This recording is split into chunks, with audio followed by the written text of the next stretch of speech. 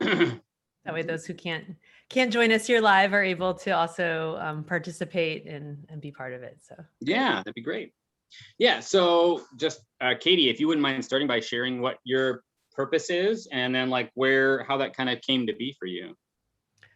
yeah, great. Well, thanks for having me here, and I love following your journey of purpose too, Sam. I think purpose is something that is also an evolution of understanding sort of how we define our purpose and what that means. For me, I've come to realize that my purpose and what lights me up is to help inspire others to live and lead with intention. And the word intention to me is connected with purpose. It's about understanding our purpose, what's inside of our hearts, what's most important, who we want to be, and then also what are the actions we need to take to align in that direction. So it's not just having a sense of purpose, but how are we taking the actions to fulfill that purpose and to connect with people around the world and to inspire them as well. So to inspire people around the world to live and lead with intention is my current defined purpose. And connection and purpose and heart are really important elements of that. Cool. I'm interested to know maybe a little bit more when you said it's your current purpose. That means that it's not always been that, or it's like evolved or whatnot. Can you tell me a little more about that?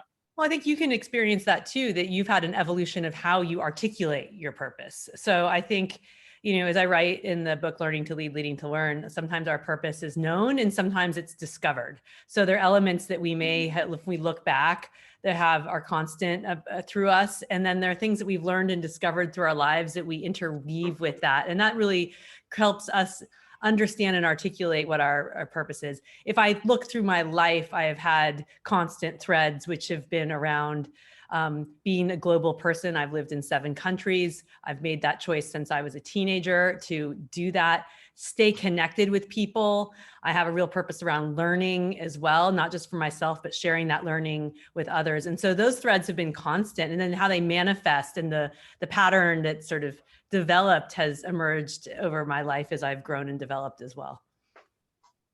That's cool. I like that idea of like that you talk about in the book, right? Like you've discovered, right, and stuff that's just kind of been there the whole time. So that's cool. And then tell us a little bit about how you're working that, how that works out in your life today and what you do. So it manifests itself both in my personal and professional life. So I have a mom of 2 kids, so are 2 boys who are 7 and 10. And my purpose with them is to help them understand who they are and what are the things that are important to them and how can they best show up and take the actions to be that person. So helping guide and teach them, but also like how to cultivate that sense of purpose inside of them, even as children.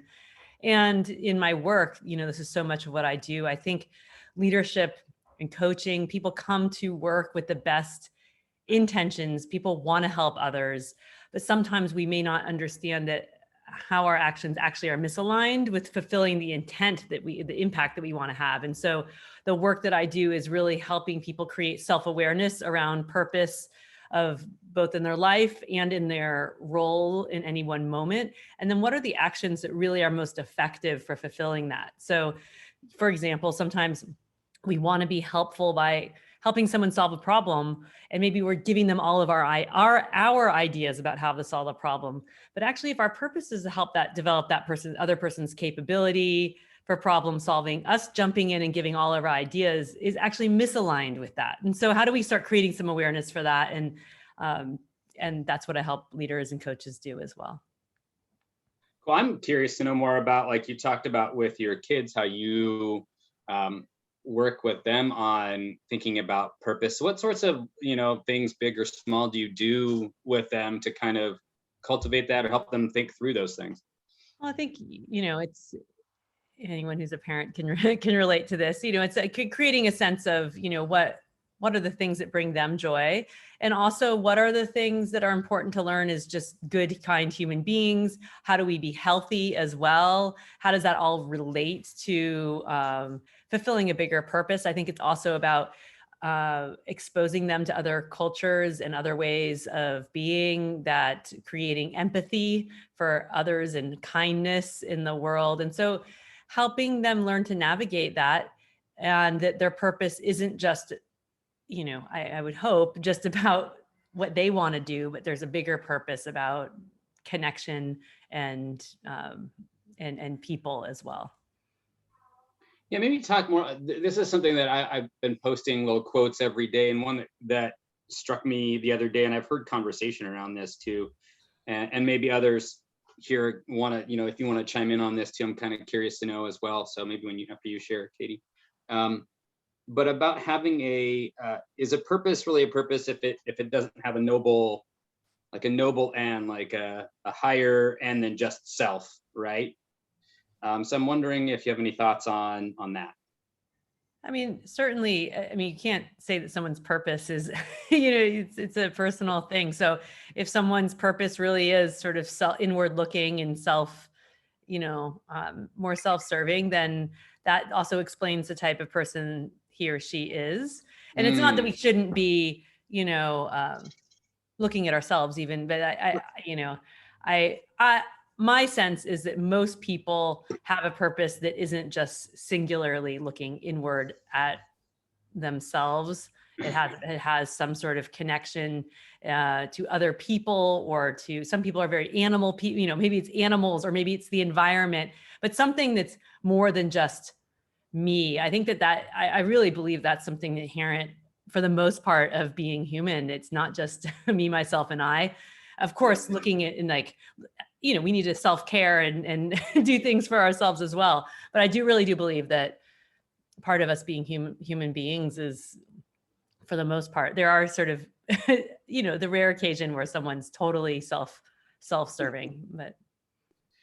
Yeah, that's interesting. I was reading a book called Life on Purpose, and he's talking he's done a lot of research, and so he had like as he was talking about how do you come up with your own purpose and reflections and things he had looked at, that was one thing that he was he offered as it should be versus I'm going out to make as much money as I can, right? Like something that would be self, it'd be just all about self, gaining something for self, right? Does anybody else have any other thoughts on that? I'm just kind of curious. This is something that I was Yeah, it's a super small group, so I'd love to hear from Penny, John, and Eric as well. Yeah. I think purpose is definitely on an individual level, and it's really about, for me, how people want to show up in the world, and kind of what they think they're bringing forth into the world or creating into the world. I don't necessarily like the distinguishment for the noble, just because when I think about the etymology of noble, it's associated with highborn and class status, and association of who determines what's noble. Well, right. But in terms of to the notion of what I think you're getting at, it's the greater good sense, and to what Katie's getting to around inherently people probably have inherent connection to other people, which could be, a greater good if you're taking care of your people, taking care of family, however you define family, exactly. Right? So that's what comes to mind. Yeah, great. Thank you. I agree with the etymology as well. Thanks for highlighting that. In my opinion, I think purpose, we have multi-purposes. So the purpose I have with my family, it's paying it forward. Well, my son's grown now, but bringing him up. My wife and I work as a team. So when there's things coming in our family life, how do we manage through those? But then there's other roles that we have where you go into work, and everywhere I try to leave things better than when I found them. Then it's a community. We've gone out, we've participated in many organizations, Boy Scouts, my son being a pilot, there's a group called the EAA, all sorts of things. I've been involved with APICS, the Production Control Society, for well over 30 years. And we spend our time trying to help people learn, help them educate them. But it's many hats, and each one you kind of have a little different purpose in each of those kind of organizations. Bottom line, it makes me a better person. Yeah. I always like to say, developing others is a pathway to developing ourselves. In helping others, helps us become better people as well. It's interesting though, John, I heard a thread of connection about your purpose as it related both to your family and at home, and maybe how it manifests itself. The actions you take might be slightly different, yet there is something around helping others be better and Well, around that. part of it's truly balance because I'm not going to shortchange my family for the result of, hey, I'm going to go do this for Apex and I'm going to go be, I've been president of the chapter for many years, but I'm not like looking for national recognition or so. So the family work and all the different things, I think that's kind of what you might be alluding to. Yeah. Well, I build on that too and want to leave space for Penny. But I know it's just speaking from my own experience, my own personal journey of understanding purpose. You know, I worked in a variety of industries and fields. And I'm always like, oh man, when am I ever going to grow up and like pick a thing that I was doing? And then I learned that no, I've actually been doing the same thing for the past, 20 years. And, that's where I landed on what my purpose was. And it's something a little bit more abstract. It's around creating space so that people can connect their heads, hands, and hearts. And I see, John, in your commentary, like around, even balance, like you show that to your family, you show that in your respect to your family by prioritizing your time. I'm sure you're probably doing elements of that as the president of the chapter within your own workspace, helping people understand what their priorities are, right? So there's probably a common theme that connects all of that work. Yeah. Yeah, well, I think part of it's just lifelong learning. There's so much out there that just amazes me. And I'm going to say on supply chain, it was systems and things like that versus this whole lean and the doors that have opened just on Toyota and things like that of what other companies are doing. I feel like I've been shortchanged, but again, it's helping other people understand the information that's out there and help them learn. It's certainly I benefit, plus our members do. Yeah. Yep. Lifetime of continuous learning, as I have in the tagline of my book. I mean, that's what it's all about. Penny, do you have any thoughts like about your purpose or anything around kind of what we talked about with like helping others, or maybe share more? What are your thoughts?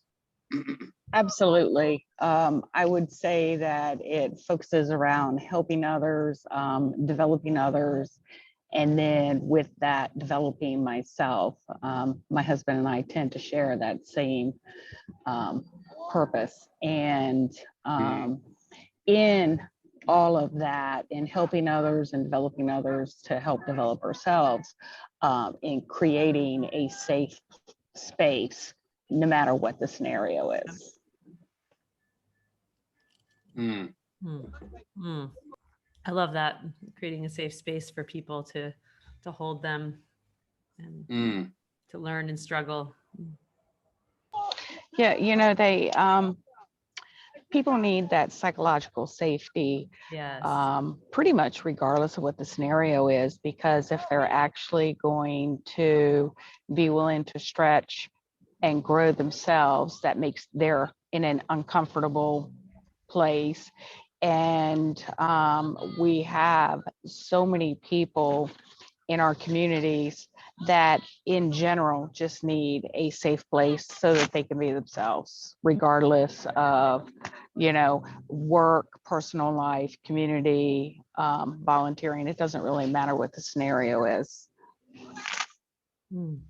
Yeah, I like how you talk about that. You take that and you like overlay it in whatever hat you have on, whether it's like, like partner or a community member or employee or leader or whatever, like you have that filter on in whatever space you're in. Absolutely. I don't think that I think they're totally connected. I think that in separating them, we would do a disservice to the people that we come in contact with. At least that's how it is for me. Like if you segmented your the spaces that you're in. So like at work. I used to work in a setting where it wasn't necessarily psychologically safe. So obviously I don't work in that setting anymore. And, you know, in the community, you have the opportunity to know and do things with people from all walks of life. And if you're gonna be able to have those relationships, or you know, just kind of be an active community member, you have to be able to provide a safe space, because everybody's not the same. And that's what I actually love about people, is that nobody is the same. It would be so boring if we were. That's true. Yes, so true. No, I like that. That's definitely needed in our, I mean, it's always been needed, right? Like having, and being intentional about it too. So coming back to kind of what you said there, Katie, about like the intentionality of it, right? Like it's not just enough to like, okay, this is what my purpose is, but like having an intentionality and then finding little ways, like little steps, little actions that like work out your intentionality. Yep. Yes. How do you fulfill that? You know, setting an intention is conceptual, but then how do we take action to make that intention actualized, right? So that's the impact. So yes, it's great to set intention and to have awareness of purpose. Yet if we only like have that awareness and we don't do anything with it, then then it was just an exercise, right? It doesn't mean we always fulfill it and that we stumble along the way, have like, oh, I have a bunch of Dream dolls on the other side. The fall down 7 times, get up 8. We're not meant to be perfect, but it's about how do we continue to grow and develop ourselves? How do we keep getting up? How do we keep moving towards that purpose of being the person we want to be? Talking about John, I'm the same thing. I'm always trying to balance my my professional life and myself, make sure I'm working out and getting the health, taking care of myself and my family, and making sure I'm spending time with the kids. And sometimes I feel compressed, and I take those what I call those intention pauses to remind myself, okay, what's the totality of who I want to be? And maybe not every one day is perfect, but yeah, I actually want, I don't want my kid to feel like I'm spending all my time working. Maybe there are certain days that happens, but then how am I making sure he feels cared for?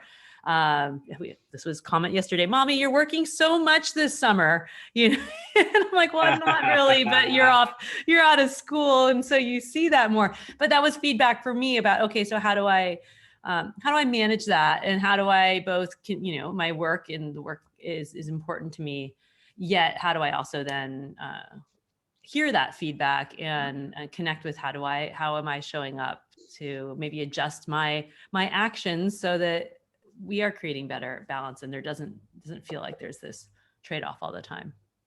Yeah. There's a question emerging for me. Oh, sorry. Oh.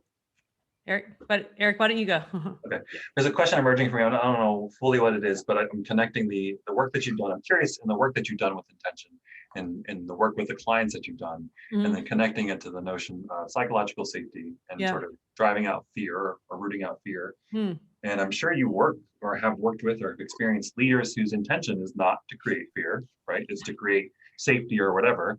But how do you manage, I don't know, this is too leading, but the story of the person who there's so much bias. The story of the person who oversteps their boundaries to create make sure that, the safe thing happens, not realizing that they might be promoting or not promoting psychological safety. Does that make sense? Yeah. I because yes, I've been there and I've seen that as well. And a lot of the examples I think of are actually in healthcare environments, because I spent a part of my career working in hospitals and healthcare systems too. And this concept of a culture of safety was and continues to be very important, so that people, so errors don't happen. But sometimes it doesn't matter where the environment of it's in. I think I see my role as a coach or a leader, depending on what my role is in the organization, to help people help hold up the mirror. So sometimes there's just lack of awareness, right? People don't see the impact of their actions, and so it's starting to there's like a dual processing of like, well, what are we observing as the impact? What role might your actions be playing in these observable outcomes that we're seeing, or we're hearing from feedback from the, from the staff and the team, or we're observing? Okay, well, let's talk about sort of, we all have a role in this dynamic. My mom's a therapist, so I grew up in a world where where I learned a lot about human dynamics from her. And my dad's an orthopedic surgeon, so that was its interesting background there. But she'd always say a dynamic it's what happens, it exists between people. And so if we can help someone start seeing their participation in that dynamic, then we can start changing the outcome as well. But that's first, it's like, let's talk about what's observable without judgment, without sort of sense of blame, or I'm not thinking of the right word, but without sort of putting our filter on it. But like, what are we seeing? What are we hearing? What's observable? Okay, then what are the actions that are taking place? Both the reaction and the action, and then helping people start maybe seeing that connection. So it's just, that would be one thing I would say, but it's, it's very person dependent as well. And how open are they willing to seeing their role in situations. Mirrors can be scary. Yeah. I think, but again, we get back to like, I would anchor back on that person's, like, their intention is to create a psychologically safe environment. So let's bring it back to that's the intention. What are we see? What's the observable? What's the impact we're seeing? And then maybe help see the disconnect, that they have this desire, but it's not being realized, and maybe what shifts might need to be made, and what small experiments could they run around that. Yeah. It's good. Intention versus impact. Yeah. It's big. What part do you think in those scenarios and others does purpose play? Like when those pieces of intent versus impact, do you find that there's a piece for those leaders or people where there might be something going on with their purpose, or is it down to that intention? Yeah, I really think it's the purpose in the moment. So, Sam, you've been part of Karen's and my K2, C2, Katie and Karen's coaching communities, which help, launch you on your journey of purpose. And I do this in almost every group or individual engagement I have now, as I ask people to start drawing their purpose. And so I know everyone draws a purpose that's connected to other people or something bigger. And so if we can bring it back to the heart, it's very few people in this world that are like, go to work with the desire to like do bad to people, or do have a bad, and so if we can bring it back to like what brought them joy, or why did they come here, what's, it deconstructs some of that. And then, so it does go back to purpose, and then also goes back to what's your role in the moment. So people are under so much pressure at work, we're running from meeting to meeting or Zoom to Zoom, and feels like there's fires that we need to put out. And so we may have this desire, oh yeah, I want to create a learning organization where people feel like they can come forward. But like when reality hits, like, oh my God, it's just easier to tell, or I don't have the bandwidth right now. And so it's how do we start creating that space and that sense of awareness, or, so it's like slowing down and starting to create that space, or even like, as I talked about, take that 10-second intention pause. Okay. In this meeting, I really want to help people think about a problem. I'm really going to focus on asking questions. And this is the time to give space for thinking, or knowing like, this is a crisis moment. I need to jump in and we just got to get this done. But like, label it, be explicit about what you're doing and why, or that you're actually making a conscious choice of sacrificing maybe a learning opportunity for expediency because of something else. And so that we're being more purposeful about how we're showing up.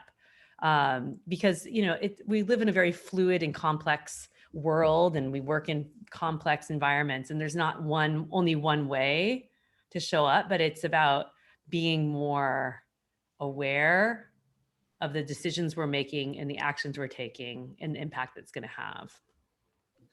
Yeah.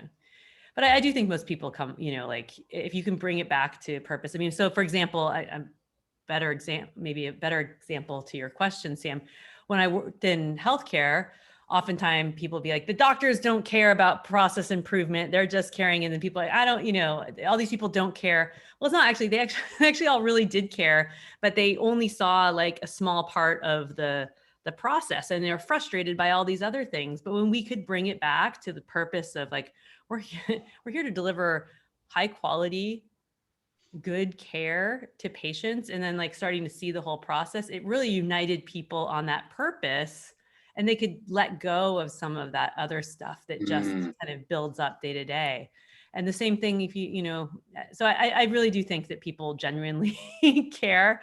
And it's just that external factors get in the way sometimes. John, Penny, what are your thoughts on that about like intention and purpose and people showing up with that, like that positive intention? What's your experience been, either personally or with other people? Well, go ahead. Oh, so I find it, I found it very interesting. I actually had listened to a different podcast that you were on, Katie, probably about 2 weeks ago. It was from November. I can't remember exactly who it was with, but anyways, you were talking about intention and how it was related to your purpose and your heart and the symbols in kanji. And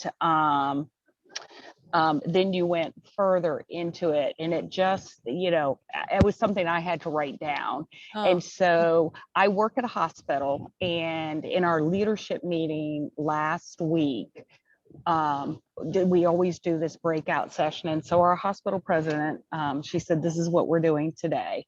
And so we broke up in all these different groups, and we had to answer these different questions because as a leadership team, we needed to define our purpose, you know, collectively. And we talked about behaviors that represented the words that we felt were important, and the behaviors that did not represent those words. And, you know, so they did send back some work in progress. I got it earlier in the week. But so we'll continue to work on that. But it just like so tied things together. I thought, wow, how relevant is this? But as far as intention for me, you know, it's like showing up with your whole self.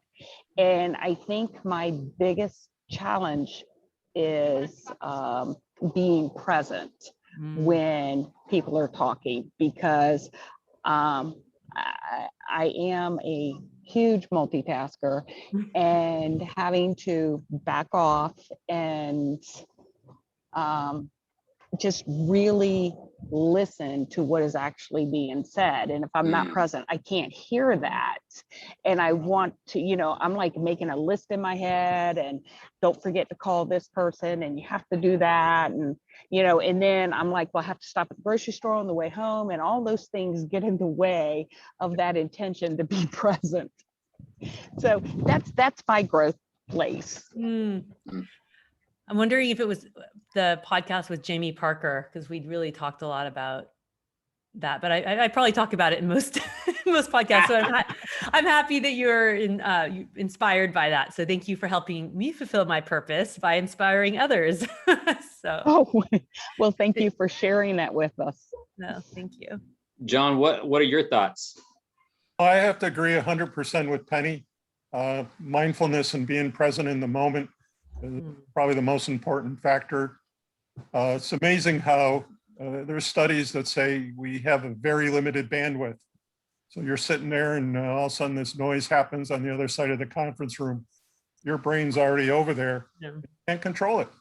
But the ability to now say, oh, okay, I recognize what happened. I'm back in the meeting and I'm being present. It's just such an amazing thing. And there's Mm. her name's Celeste Headley. I don't know if anybody's ever seen her TED talk about how to be a better listener and communicator and stuff. Mm-mm. Hilarious. It just kind of gets to the point. How many times do we walk into a situation that we think we know the answer, and we're down to trying to get our opinion out there versus just listening? Mm. Mm. Mm. You know, just those types of things are so simple. But Yeah. I'll tell you, I didn't learn about them till probably 10 years ago or so. Yeah. It's a lifelong battle to just keep on working on those skills. Absolutely. It was this like horrible aha moment for me about a decade ago when I realized how much I was interrupting people. And it was not out of malintent, right? I get excited and I want to talk and I want to share my ideas and I want to contribute.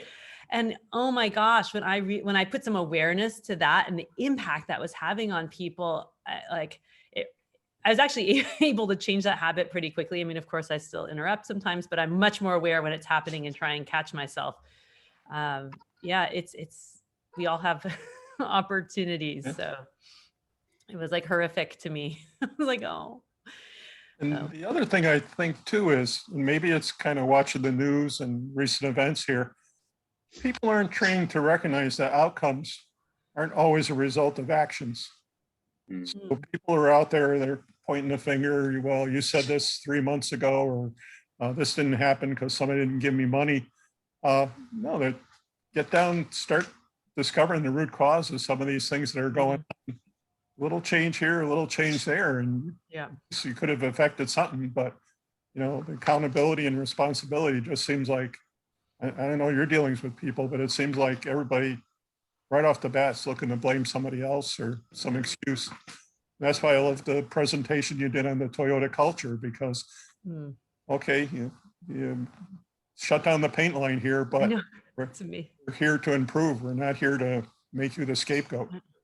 I know that story from Mr. Yoshino is just so powerful. Of you know, he was even incredulous when he was telling it to me. He hadn't remembered. He's like, wow, that's really like, that was really important, you know, their response. And that just demonstrated the culture and pays it forward. And how and how can we, if we make that shift, if we can be aware of like, when are we blaming a person rather than looking at the process, like even that holding back on that has such a tremendous impact, positive impact in the world. But just think of the learning that went on. That just I know. And that comes back to the intent and then the purpose, right? Because we know Toyota and they're like, they've got a bigger purpose, right? They're pretty clear on that. And so, but it started with that, right? Like that action, that story wouldn't have happened if they didn't have those pieces in place, right? As an organization, seems to me.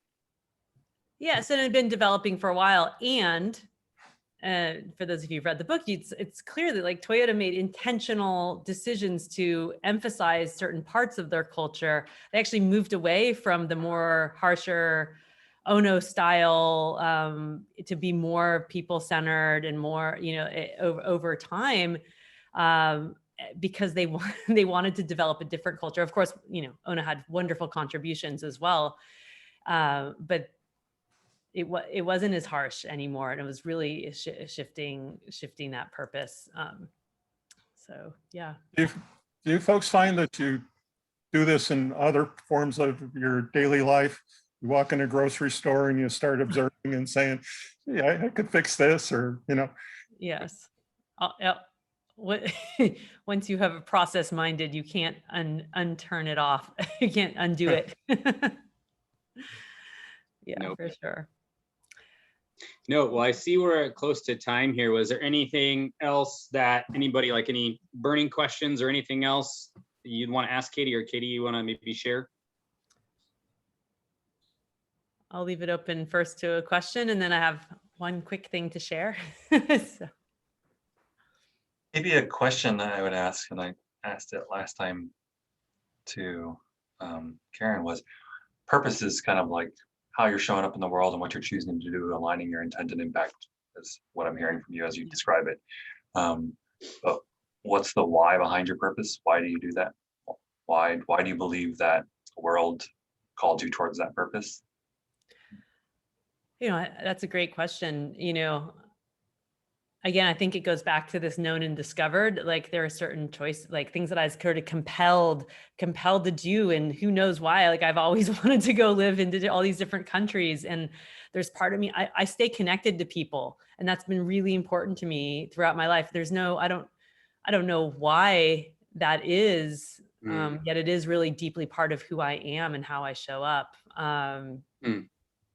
And the things that have always lit me up have been helping other people learn and develop. And like, that's what got me so excited about like the early rapid process improvement workshops that I did, seeing people being able to improve their work to have better outcomes for patients. And so I don't know, I think that that's just some of it's who I am and how I've always been. And I'm not sure if I can say why it is, but that's it. I guess that's what makes us all unique and special. Yeah. So good question. So I do have one thing, or it's a few parts of one thing. So the 1-year anniversary of Learning to Lead, Leading to Learn is coming up 2 weeks from yesterday, and I'm having a celebration party, and I would love you all to come. Mr. Yoshino will be there too. It'll be at 3:00 Eastern on the 14th of July. I'll put something out that Sam can to share, or I can put it in the group, but Yeah. I'd love to have you come and help celebrate or tell Mr. Yoshino something that you enjoyed about the book. This is sort of my way to celebrate the 1 year and also show the impact that his stories have had on the world as well. So we'd love to have you there. And we have some other fun things going on, and the audiobook's coming out the same day. So lots of things going on, but the party is the thing I wanted to invite you all to. So yeah. And I'll just say I've got the paper copy, but I am like over the last couple years I've been more of an audio book because I can stick it on, like I can do dishes and do other things. Like I know we're talking about like coming down on our things to do, but like for me that's cool that that's coming out. I think that'll be great for folks. Narrated by me. Mr. Yoshino read his letter to the reader and some of the key quotes throughout, and John Shook read his forward as well. So it's open for pre-order now. So go ahead, if you're interested in buying it, please pre-order it, because that will help us have a great, for first week. And then and another ask too is if you could write a quick review on Audible. It just helps amplify the impact to others who aren't immediately connected with us as well. So is that your preferred avenue channel to pre-order on Audible? You can Audible or Amazon, either is fine. They're the same company. Either one's fine. Yeah. Yep. Thank you so much. It's great to talk with you all and hear about your purpose and more. Thank you for inviting me here today, Sam. And I look forward, I hope you all can join the party in 13 days. Yay. And thank you so much. Thanks, Katie. Appreciate it. Thanks, John, Eric, Penny. Thank you. Have a great day, everyone. Bye. Everybody have a nice 4th. Thank you. You too. Take care. Okay, bye-bye. Bye.